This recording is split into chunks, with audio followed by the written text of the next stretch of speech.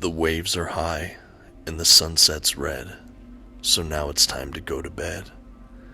The tide is up, and the wind does rip, but this old ship will never tip. The moon is full, and the sea is deep, and we rock, and rock, and rock to sleep. Today on the Comic Book Report, The Underwater Welder by Jeff Lemire. Stick around and check it out.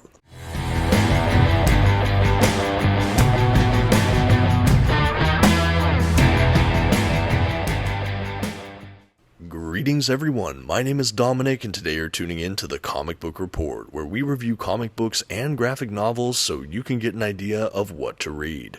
And today I'll be looking at an indie comic I've been wanting to check out for some time. Of course I'm going to be talking about The Underwater Welder by Jeff Lemire. And wow, was this a fantastic trip. Really enjoyed my time with this book and I cannot wait to dive in and discuss it. Before we do that though, I do want to shout out the channel sponsor, OrganicPriceBooks.com. If you're looking to pick up your own comic book collected editions, I highly encourage you to check out their website. You can find a link for it in this video's description, and if you see something you like, you can even use my discount code at checkout, The Comic Book Report, to save $2 off of your order.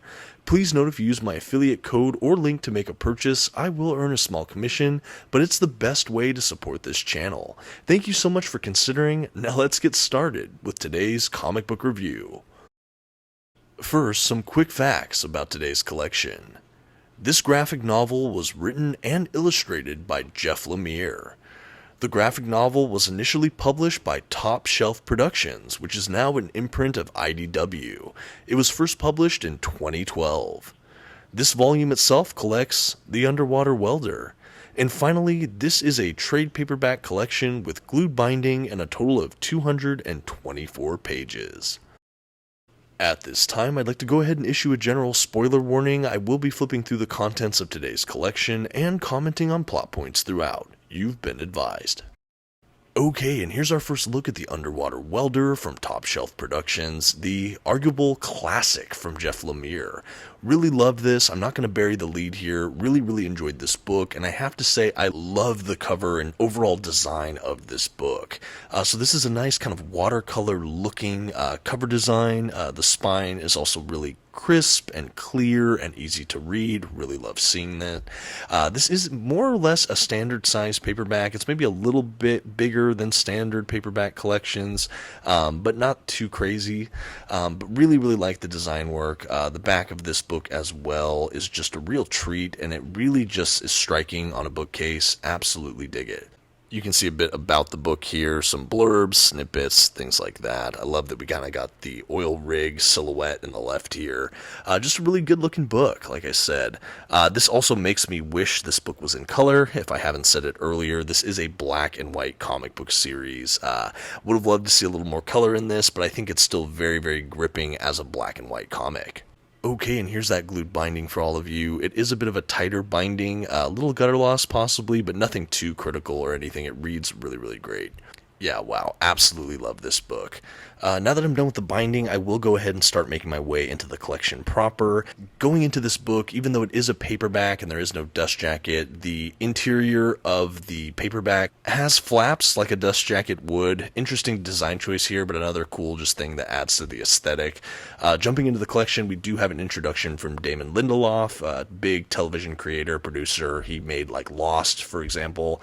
But he likens The Underwater Welder to kind of the best episode possible of the Twilight Zone, and honestly reading this forward, I don't think it really spoiled much, but it definitely set the tone. I honestly didn't know a ton about what to expect here, and I think Lindelof really helped, without spoiling anything, kind of set the stage, and I really appreciated that. And after that, we're basically off to the races with The Underwater Welder from Jeff Lemire. So what is The Underwater Welder? Essentially, it is kind of a reflection about fatherhood and having children, kind of childhood trauma all mixed in here.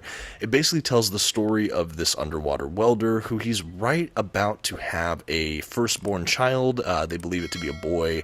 He's right at this crossroads in his life. He's actually the same age, I believe, his father was when they had him. So he really is feeling this kind of legacy and what is fatherhood and what am I doing with my life. They They kind of insinuate that his dad is no longer in the picture and that maybe his dad, there was kind of a checkered past there, but we get to know more about it. And anyway, he is an underwater welder, so he has in his career this ability to kind of go away for a couple days and just sink below the waves and be sort of isolated into his own devices. And basically his love interest, the mother of his child, is basically expecting the baby within the next month. So he's trying to do one final tour, one final gig beneath the waves to kind of clear his head and get everything right before the baby comes. She's understandably nervous about him going, but at a month out, he kind of justifies, oh, I have time. So he's going to go out to the rig, and when he goes beneath the waves, he hears an unusual sound. He's starting to kind of have almost like hallucinations. Things are a little odd and spooky, and basically at the bottom of the water, he sees what looks like a pocket watch, and it's ticking and doing weird stuff, and it completely throws him for a loop. And underneath the water, he notices some weird things that appear to be happening. And we find out as readers, his oxygen gets kind of messed up, and he gets basically pulled out and helped out by some of his other colleagues. And they go back to shore, and they're basically like, hey, you need to be on rest. You need to go to the doctor. No more underwater gigs. You really got to stay home. We want to make sure nothing bad happened to you. We don't know how long you were under there. We want to make sure there aren't any repercussions. So he's now grounded, basically, back at home with his mother-to-be here. And basically, he's sort of tripping out a little bit. He's not sure what to make of what happened under there. He had a very kind of hallucinatory sort of personal experience. He actually takes a bath and also kind of has these weird visions. And we kind of feel like this is a character who might be avoiding some of these upcoming responsibilities and fatherhood, and that maybe these devices are a bit more layered for him. His love interest seems absolutely delightful, just kind of wanting the best for him, but also trying to kind of call him higher, like, hey, look, man, we're about to have a kid, time to step up kind of stuff. But we really are following him for most of this, his personal journey, and we find him really fixating on what he saw beneath the waves, possibly seeing this pocket watch, trying to figure out, again, what's going on. And honestly, this leads to him going on a solo dive back under the water to try to see if he can experience it all over again, in spite of the best wishes of his significant other, who's basically like, don't go, I need your help. And of course, as soon as he's out of communication and underwater, she basically goes into labor unbeknownst to him. And he goes underwater, finds this pocket watch again, touches it, and then this crazy episode happens. Basically, he sees all this stuff, his mind gets kind of fractured, and he basically resurfaces, and he sees the sort of oil derrick that he was going to be welding. It's in a state of disarray. He goes back to the town, and basically the town is completely empty. He's in like a ghost town, and it's this seaside community, and he's not really sure what's happening. And while he's wandering through the town, he kind of feels like there's things about his past and his dad that he needs to explore. While this is all happening, we kind of get little bits and flashbacks, both in straight up flashbacks, but also in kind of visions he sees, or kind of seeing his past self, or what have you, where basically we get a little bit more context for what happened in the past. And before this, we were introduced to his mother, and we got a couple other little breadcrumbs, but basically we find out that his father seemed to be a really likable, loving dad, but he was also an alcoholic. He struggled with alcoholism, and there were times where he would lapse and basically not be there for his son, certainly not be there for the son's mom, just because he was, addicted to the drink. And we basically have all these interactions where you can tell our main character, like, looks up to his dad, but maybe his dad lets him down one too many times, and his dad's like a treasure hunting kind of diver himself, and you get this feeling that he's trying to kind of be raised up under the sea as well. His dad actually finds him this pocket watch, gives it to him, and he's all ecstatic, and they make plans for him to maybe get custody more and all this stuff, which the mom shoots down because she sees the dad as kind of a deadbeat alcoholic, and this kind of is conflicting with the son, who again still looks up to him. But they make plans for the dad to pick him up on the upcoming Halloween holiday, only to have him disappear. And we find out that basically this diver goes under the water and is never seen again. He's presumed dead, and that's what happened on Halloween night.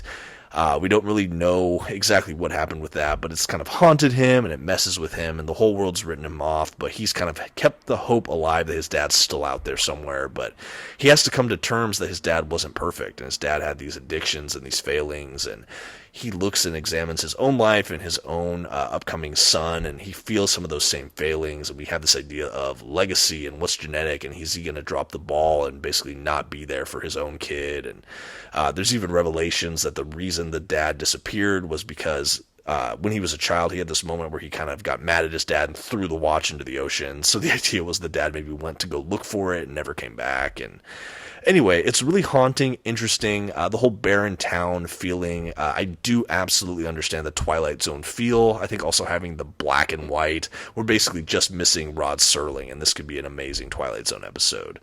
But anyway, we basically have him ultimately in this ghost town reliving his past and having to explore, and he comes to this revelation that, oh my gosh, it's the watch. This is why I might be responsible. How did I bury this? And I need to go back. I've wasted too much time. I have to be there for my son. I'm going to go further. I need to do this well.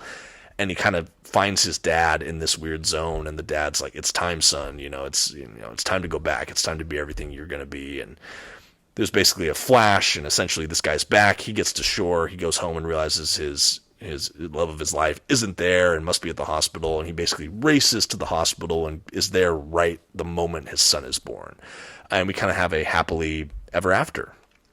Really beautiful story. That's kind of a general synopsis. There's, of course, some more twists and turns in here. But that's the overall shape of this. There is this kind of eerie science fiction fantasy quality to all of this. Again, if you are a fan of the Twilight Zone television series, especially the one from like the 60s, you can feel that kind of same eerie vibe, this uncanny, surreal blending of what is real, a psychological kind of trip through time. And it just really works well. I absolutely love it. Switching over to the art direction, I will say this paper is more of a matte than a glossy, but it's just really kind of this pen and inked printed kind of feel. But it's nice. It's a really thick paper stock for all intents and purposes. Honestly, this is a big book for only being 200 something pages. And we have Lemire's art throughout all of this. And I know Lemire's art maybe isn't for everyone. I know I reviewed all of Sweet Tooth, and I really ended up enjoying that series. That was also written and illustrated by Lemire, though that was in color. But this art has this kind of gritty, scratchy, sketchy realism and just flaw to it that just is so compelling. And I think when you're really kind of trying to depict these flawed or layered or interesting characters, I think this art style really, really lends itself to it. I think also being in black and white, the usage of shadow and how he conveyed undersea without color, it just all looked really, really sharp and interesting. And this is honestly, these are some of my favorite characters I've read from Lemire. I really, really like the attention to detail. It feels absolutely human, even though there's the kind of like magic, realism, surreal, trippy quality to all of it. These characters seem absolutely grounded and like they walked out of real life. And I just think that that is one of the best compliments I can give a work of kind of graphic novel fiction. It is so rooted in the characters, and that is really what makes this shine for me. Absolutely loved the journey. Admittedly, I am also still making my way through the Lemire catalog. I'm still really venturing forth into some of his indie series. I know I've read and reviewed on this channel. I already mentioned Sweet Tooth, but also works like Descender, which he did with Dustin Nguyen, and Robin and Batman, which he also did with Dustin Nguyen. I also read the Moon Knight run he did with Greg Smallwood. Really loved that. And I've dabbled beyond that with a couple different Lemires here and there, but I've wanted to get into more of his straight up kind of creator-owned and more indie stuff, and I really had heard a lot about Underwater Welder, and so I'm so happy I took the leap. It was honestly astoundingly good. I loved this, every moment of it, and it feels really slice of life, like I said, mixed with this kind of magic, surreal quality and kind of eeriness, which was such a fun cross-section for Lemire. I think it just really worked. It is a beautiful reflection on childhood and fatherhood and trauma, and I just think that it could probably hit really close to home for a good share of people. But I think even if you can't identify with some of these characters, it's still just really solid character writing. And honestly, I would follow this journey through all the twists and turns. I would do it all over again. I can't wait to reread it. I'm sure there's so many incredible details I maybe didn't pick up my first time through. But I just had a blast with this. I thought it was absolutely enchanting, and I could not speak highly enough about it. It doesn't really have any visceral portrayals of anything, not overly overt violence or anything. There is kind of like the shadow of a piece of male nudity when he's in a bathtub, but it's all in shadow, and it's really not much at all. I think that a lot of ages could read this and enjoy, but maybe more mature readers would probably get the most from a book like this. It was still pretty affordably priced. Like I said, it's a paperback collection, but it is just really, it's something to read. It's astounding. I got even more out of this than I had hoped to, and there was just so much here. I didn't know it was supposed to be kind of vaguely paranormal or surreal, and that was a really fun added wrinkle. I just knew it was about kind of having a child for the first time. That was really all I knew about it, and that this guy might be an underwater welder. But there was so much more here, and honestly, it's so much more to my kind of interest, being kind of like a Twilight Zone episode. So when I read that introduction, I was just absolutely stoked, and this did not disappoint. Very, very good stuff here. Another quality, I don't know Lemire's history, I don't know his upbringing, but there is something about this that feels so personal. And maybe it's not his own story per se, but honestly, the way these characters are so dimensionally crafted and created, they feel just so living and breathing authentic. And I just really can't commend that enough. I keep going back to the character work here. Not that the art isn't its own sort of amazing, and it really, really is. But the writing, man, the characters, I'm so hooked on it. I know that this is definitely one that I will keep in my library for the foreseeable future. Absolutely intend to keep reading it or rereading it. I would also really like recommendations for other Lemire work similar to this or in this kind of vein. I don't know if it's similar, but I've looked at the collections of Essex County I've heard pretty good things about. Same with May's book I've been really curious to read. If you've read those and give spoiler-free feedback, I'd love to hear that. Or any other Lemire book I didn't mention earlier. I am trying to read some more Lemire, especially after this. What a good experience. No real extras at the back, unfortunately, but that is The Underwater Welder from Jeff Lemire. I think all that's left to do now is to give this book a grade. And I'm sure it's no surprise after hearing me gush for the last 15 minutes or so, with the incredible character work here, the fun kind of paranormal surreal aspects to it, the gripping, scratchy, atmospheric art style, all of these elements combined and more, the Comic Book Report is happy to give The Underwater Welder by Jeff Lemire an A-. This is just really a tour de force, instant classic for me from Jeff Lemire. I think that this is also a tremendous demonstration of the range of this particular author and illustrator. Really would have loved to see it in color, would have loved to maybe have a more prestige hardcover format. I think one might have been released at some point. Would have loved to see more extras. But for the story itself, it's really hard to outdo for me. Really loved my time here. This is a book I would comfortably recommend to friends of mine or certain audiences that I think would appreciate it. I hope I've given you a good sampling of this book. Let me know if you've read it. Let me know what you think of it in the comments. Definitely prepare some Jeff Lemire recommendations for me. I would love to read some more books from him.